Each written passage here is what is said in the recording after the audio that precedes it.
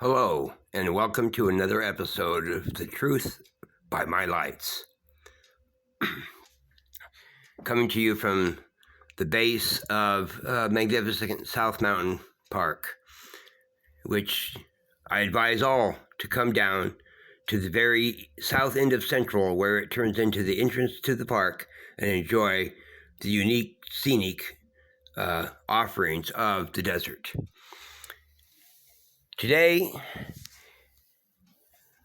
truth is being assaulted like never before. And I want to bring to you an article published in the Arizona Republic, but actually written and garnered from the Associated Press and written by Jill Colvin. Now, let's read. This article is absolutely a complete lie because of everything that it says in there. It has a premise that is not true, and its whole purpose is to discount Trump and everybody else that might have possibly agreed with him in any kind of way. It says okay, and this is in the subsection of the front the A section of the newspaper of the Arizona Republic, dated sometime in March 6th. So, the Russians have been already on the move in Ukraine for a couple of weeks there. And this is not in the opinion section or the editorial section. This is in the news section, the subsection called Nation and World. Because on the front page, they have, who knows what they have on the front page. They may have some active guy that's doing graffiti work that's called art, and he's making some difference in the barrio or some crap like that. So, but this is supposed to be serious stuff, Nation and World. And instead of actually having a news report, they have a commentary by Jill Colvin. And it says, Trump's approach tested by war. How it is that it is Trump's approach now, after 14 months of a different administration, how it could be called Trump's approach. You'll see how they convolutedly come to that, because the thing they want to do immediately is pretend that Trump praised Putin, which he never did. He did say Putin was smart, which he is, which anybody to get to his place is smart, I don't know what his purpose behind it was, but he never got really talked very much bad stuff about Putin, nor did he talk very much bad stuff about old Un. As soon as Un started meeting with him, everything was fine. And the same thing with Xi. Trump was one of these guys who like everybody to get along or something. Or maybe he just used that for his own, I'm going to be all cool with you, but stab you in the back, which he was trying to do. I mean, he put more sanctions on Russia than anyone did. He was harder on Russia than anyone's ever been, and it wouldn't have happened if he had been in office. Yeah, and to emphasize this, they have this picture that's supposed to mean something, because it shows Trump sitting at the Oval Office desk or something. And it says, former President Donald Trump reshaped Republican foreign policy with his America First doctrine, skepticism of NATO, and appreciation of autocrats. But Russia's invasion of Ukraine and the West's united response to it is emerging as a sudden test of that philosophy, which is totally bullshit. First of all, he did not say that there was that NATO was not a good thing. He said those people had to pay up, and if they would pay up, it would be a more viable deterrent to Russia. And he had no appreciation of autocrats. He challenged them all. That's a lie right there, appreciation of autocrats. What a lie that is.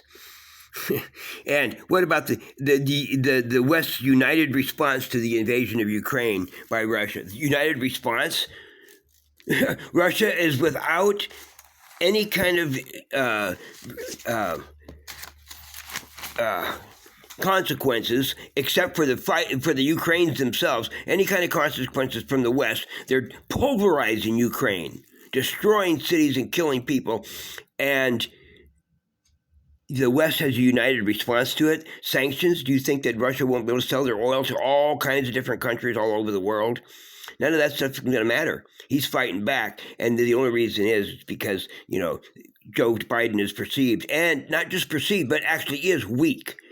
They're letting the border run wild, concentrating on stupid things like transgender, and then letting Russia, telling Russia, well, you better not. I'll have a headline here that we'll show in another segment about, it says, Biden warns Putin not to invade. Yeah, right, okay. All right, so we'll try to pick out the lies for yourself and say, praise of Putin, America first, view challenged. Like as if it's being challenged that America should be first in our minds. See, somehow they're actually saying that somehow America can't be first. We have to think about the world before ourselves or something. I'm not really sure what they're saying. Praise of Putin, and he never praised Putin. And he never praised Un either, except he did say Un was cool after, he said Un sent him a beautiful letter or something like that. I forget, You know how Trump was, say beautiful, it's a beautiful wall. It's going to have a great big beautiful door in it and whatnot. Crazy weirdo, man. I tell you, he was a weirdo, but he was for America and for the normal common sense policies that America's great, like having oil independence, energy independence. Actually, we were energy exporters. Anyway, to the article. Washington, right, this is where she's writing from, apparently, Washington. From the earliest days of his first presidential campaign, Donald Trump aggressively challenged the pillars of Republican foreign policy that defined the party since World War II, which unfortunately, that's true right there. Because since World War II, they let the communists take over North Korea, North Vietnam, all kinds of other places. He mocked John McCain's capture during the Vietnam War, which he did, which has nothing to do with what they say next. Validated autocrats with his platitudes, questioned longtime military and security alliances, and embraced an isolationist worldview. And that's a lie right there. All he said is that we have to do things that are our benefit, not our detriment. We don't want to be isolationist. Hell no, he was involved in all the pieces of the different aspects of world intercourse. And to the horror of many GOP leaders at the time, it worked, resonating with voters who believed in part that a bipartisan establishment in Washington had brokered trade deals that hurt American workers and recklessly stumbled into forever wars. Quote, forever wars. You can see this for yourself. If you're watching this, you can read it for yourself. Which is a bullshit, that somehow voters were deceived in believing that that in fact that's exactly what did happen. That's why Barack Obama famously mocked Trump and said, "What is he going to do? Wave a magic wand and bring those jobs back?" Well, apparently he had a magic wand because many of the jobs came back and they were trying to come back, and now Joe Biden's trying to take credit for those jobs coming back. I've heard it a couple of times. But Russia's invasion of Ukraine is posing a serious test for Trump and his America First doctrine at a moment when he is eyeing another presidential run and using this year's midterm elections to keep his hold on the GOP. He's largely alone in his sustained praise of Russian President Vladimir Putin as smart. Putin as smart, and an assessment he reiterated during his speeches to donors and conservative activists, which is... Yeah, smart. Meaning that he has enough sense to do it, but act when people, I don't think anybody else is saying that he isn't smart. Oh, that's right. The Democrats are trying to say this is really stupid because in the end it's going to screw him up. You watch. He's going to get to keep the land that he stole, that he invaded, those eastern regions. Anyway, his often deferential Vice President Mike Pence split with him on the issue late Friday. Well, I wonder if they're going to follow that up in other parts of the article, because I don't remember him. They don't quote him as what he split on. He probably said something like, I don't think Putin is smart. I think it was stupid for him to do it. But then again, I don't know about Mike Pence. I don't know whether or not what his deal on it was, but there was some pretty hairy stuff in the election, and he could have challenged it, in my opinion. The multinational partnerships that Trump repeatedly undermined, which he did not undermine any of them. Actually, he wanted them to pay their fair share. See, that's another lie right there. Meanwhile, have allowed the West to quickly band together to hobble Russia's economy with coordinated sanctions, which is, basically bullshit. Those sanctions hardly mean anything. The NATO alliance, which Trump once dismissed as obsolete, is flexing its strength as a foil to Russia's aggression. Yeah, like Russians are, yeah, right, okay. Obsolete. And first of all, he did not say it was obsolete beyond the fact that the people were not working together properly and doing the proper funding. Perhaps most fundamentally, the war is a fresh reminder, observers say. Observers? What observers? Yeah, that's another one. What observers are you talking about? That the U.S. can't simply ignore the world's problems, even if that's sometimes politically appealing way to connect with voters. Yeah, that's all it was. That's all it ever is a politically appealing way to connect with voters, that America can't simply ignore the world's problems. That's bullshit. We've never said they should ignore their problems. This is a brutal wake-up call to both parties that not only are we not going to be able to do less in the world, said Richard Haass, the president of the Council on Foreign Relations, which is a leftist organization which undermines freedom and liberty throughout the world and in the United States. Okay, so he's the president of the Council of Foreign Relations and a former diplomat. Oh, wow, we're going to have to do more, he says. Not less, but more. Although Haass argued large elements of both parties have demonstrated a desire to turn inward, the current situation poses a special problem for Republicans and the America Firsters, who have previously tried to paint Russia as a benign actor, which is a lie. They've never tried to paint him as a benign actor. That's why Trump put more sanctions on Russia than any other president before now. But he was sanctioning him before for all the different things he was doing, and he never called him a benign actor, which is a lie, absolute lie. These are the things that the press said at the time, because Trump would say, well, Putin's pretty smart. He's doing this and he's doing that. That's pretty smart. Oh, what do you think? He's good? You're calling him smart. Well, what can you say? Wasn't Jeffrey Dahmer smart somehow and managed to get away with all that shit for who knows how long?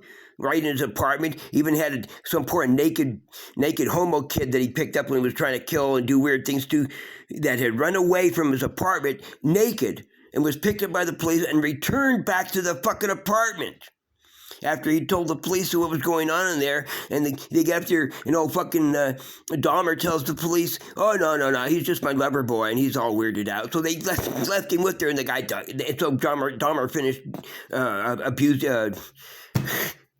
mutilating him, whatever Dahmer did. There, you tell me? You gotta be kidding me. The lies that they tell.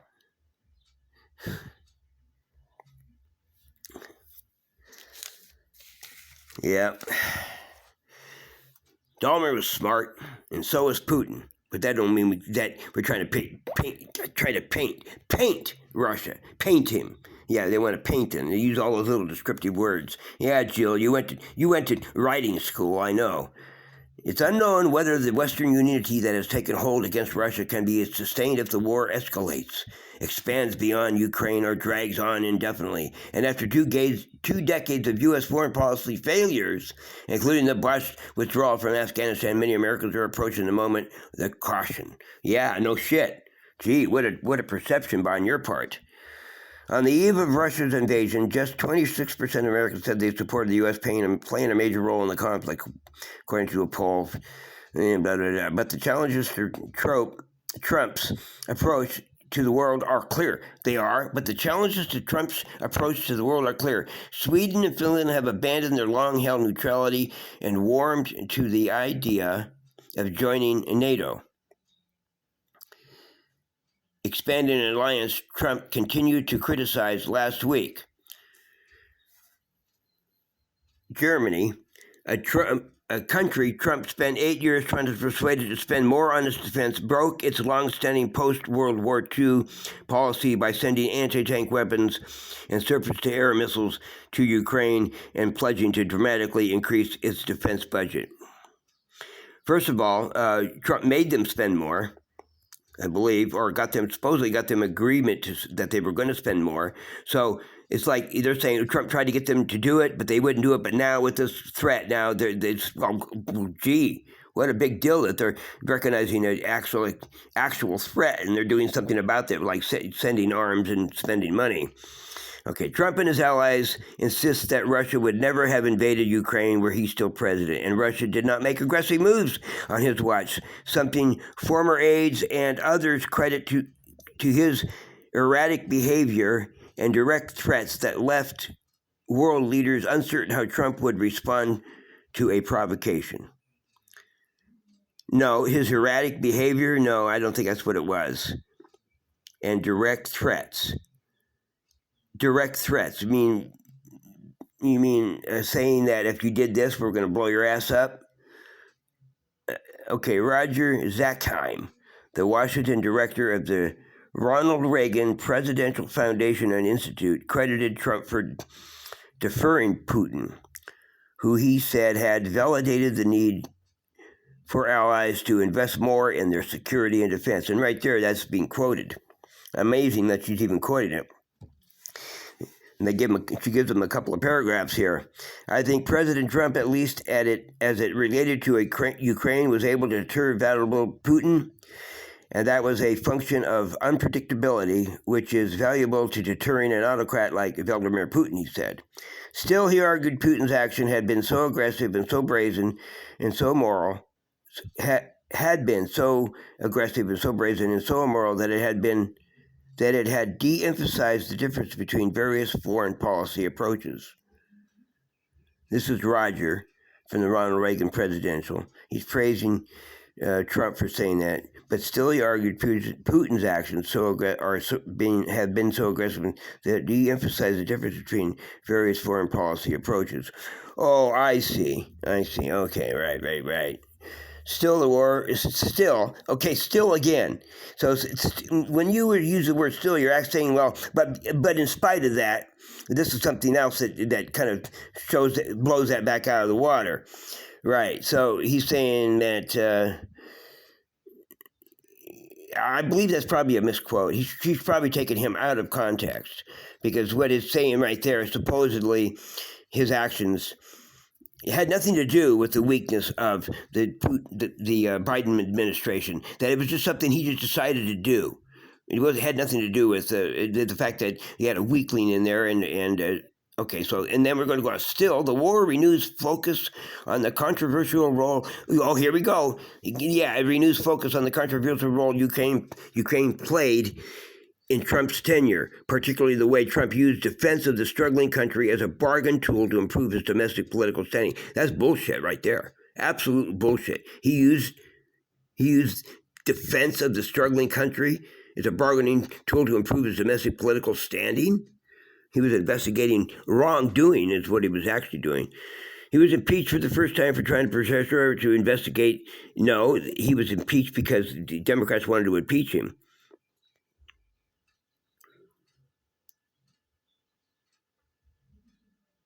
This is funny because, this was before this article, and I'm not reading it. I'm letting you read it here as you look at this.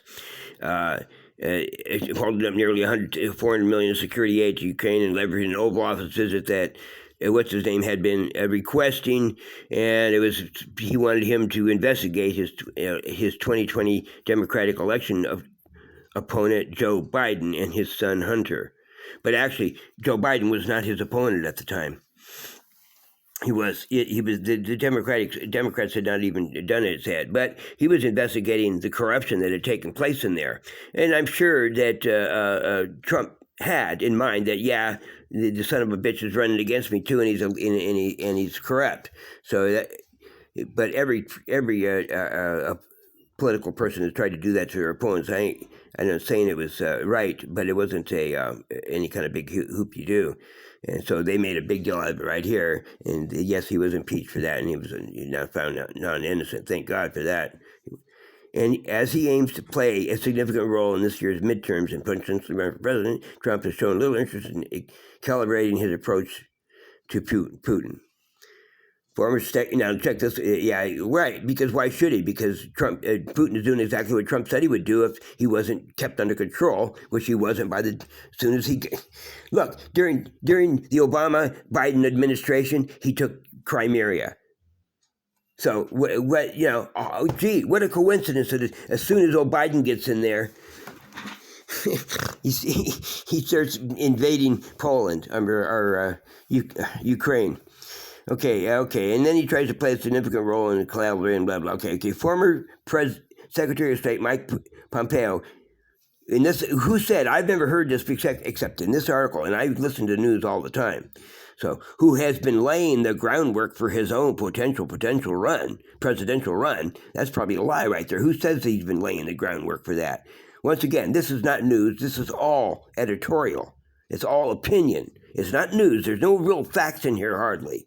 We could go through there and pick them out maybe on another episode. Actually, after this episode, I'll probably do that. I'm taking way too long on this episode. I should have just read it through. I can't help myself from commenting on the continuous lies and misquotings and stuff that are going on. Okay, so let's see. His own potential presidential run has largely abandoned the language he was criticized for using before the invasion, when he called Putin very capable and said he had enormous respect for him. Who knows if he actually did have enormous respect for him. Even Tucker Carlson, the popular TV host, who has openly questioned why he shouldn't side with Russia over Ukraine, which is probably another untruth. He probably hasn't said that. He probably has been misinterpreted as to what he said. Has tried to walk back his pro-Russia rhetoric. Yeah, like he had pro-Russia. That we've been taken by surprise by the whole thing. Well, Tucker might have been taken by surprise, and I don't always agree with Tucker, but I was not taken by surprise. I knew exactly what Putin was going to do as soon as he got in there. It happens every time. It happens every time the Democrats get in there. Look what happened in Afghanistan. That's left Trump relatively isolated, defending his decision to label Putin as smart. Right. Yeah. And criticizing the response from Biden and other Western leaders, even as he's announced the invasion is horrific and a very sad thing for the world. NATO has the money now, but they're not doing the job they should be doing, he said on Fox Business. It's almost like they're staying away. This has earned rebuke from some in his party. Yeah, because they're worried about him running again and winning again.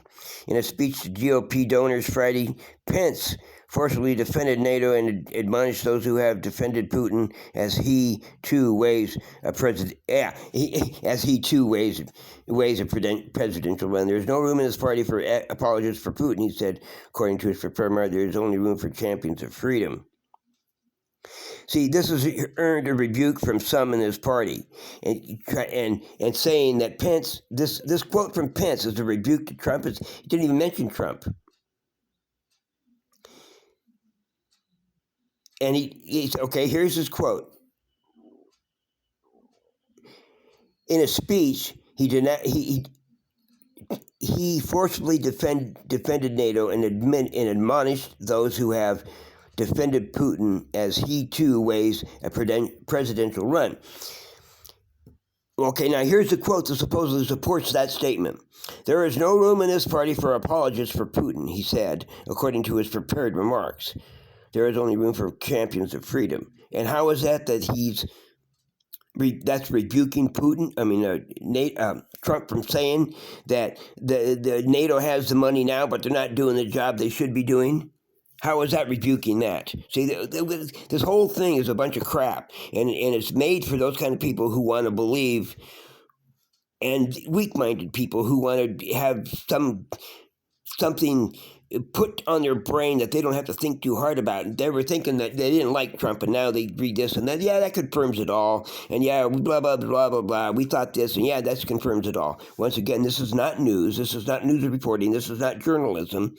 This is editorialism. This is pontification. This is opinion. And it's filled with obvious lies and distortions of the truth.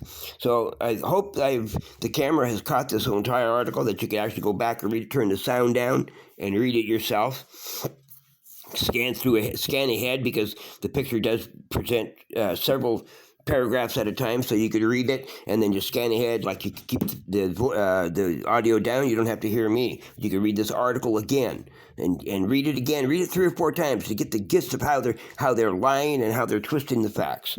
And that ends this segment of The Truth by My Lights, coming to you from the base of beautiful South Mountain Park in a little tiny scene of my backyard, carefully not showing all the junk piled up, but only the cool little pond over there you see in the distance. Thank you, and well, next time.